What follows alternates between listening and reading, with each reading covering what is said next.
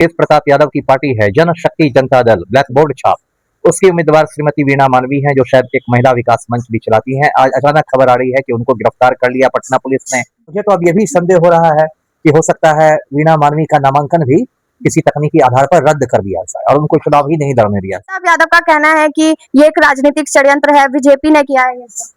मैं पहली बार तेज प्रताप यादव से सहमत हो रहा हूँ। बांकीपुर से आपकी बार किसकी जीत होगी सर? प्रशांत किशोर की।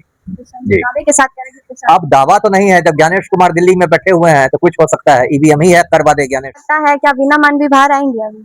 अब बाहर तो आ ही जाएंगे, इनको कौन उम्र कैद मिली है, ये तो आलतू फालतू केस है, कुछ समय में जमानत मिल जाएगी, बाहर तो आ ही जाएंगी।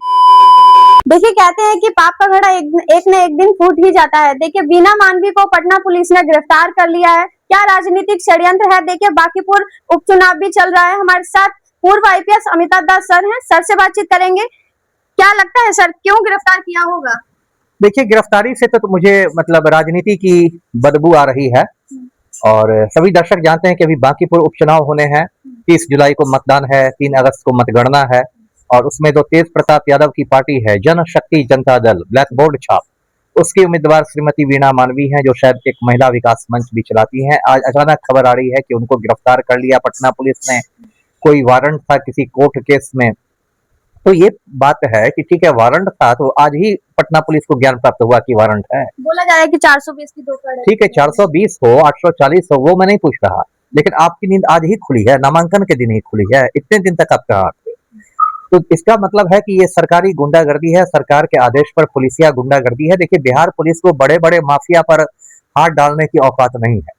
ये सुनील पांडे है, भाजपा नेता, AK-47 लेकर दहशत फैला रहा है भोजपुर और पटना में, लेकिन यदि इसको गिरफ्तार मैं करने कहूं तो सीनियर एसपी पटना खटिया के नीचे देखे जाएंगे। यदि अनंत सिंह की जमानत में रद्द करने कहूं दुलार चंद यादव हत्याकांड में, तो सीनियर एसपी पटना खटिया के नीचे देखे जाएंगे। तो बड़े बड़े माफिया को टच करने की आपकी औकात नहीं है, तो आप किसी किसी को पकड़ के आलतू फालतू केस में पकड़ के आप सिंघम बन रहे हैं। देखिए, बांकीपुर में भाजपा की हालत बहुत पतली हो गई है, प्रशांत किशोर की आंधी चल रही है और यदि भाजपा हारती है तो 2 लोगों की नाक तो कट ही जाएगी। एक तो 7वीं फेल मुख्यमंत्री सम्राट चौधरी की नाक और एक नितिन नवीन की नाक। तो अब भाजपा बौखला गई है और उसको लग रहा है कि किसी तरह बाकी उम्मीदवारों को डरा धमका के मैदान से हटा दिया जाए। तो मुझे तो अब ये भी संदेह हो रहा है कि हो सकता है वीणा मानवी का नामांकन भी किसी तकनीकी आधार पर रद्द कर दिया जाए और उनको चुनाव ही नहीं लड़ने दिया जाए। लेकिन ये जो भाजपा कर रही है ये गुंडागर्दी, ये लोकतंत्र के लिए शुभ नहीं मैं मानता। सर, सवाल ये भी है कि नॉमिनेशन के बाद ही क्यों गिरफ्तार किया गया? वही ना बात है कि सारी जो टाइमिंग है, टाइमिंग पर सवाल है। वारंट निकला था पहले गिरफ्तार करते, ये तो लग रहा था कि एकदम मुख्यमंत्री आवाज से लगता था सीनियर एसपी को फोन आया होगा कि ऐसे गिरफ्तार करना है, इस वैश्य उम्मीदवार को मैदान से हटा देना है, जिससे कि जो वैश्यों का वोट भाजपा को मिलता है वो सिर्फ भाजपा को ही मिले।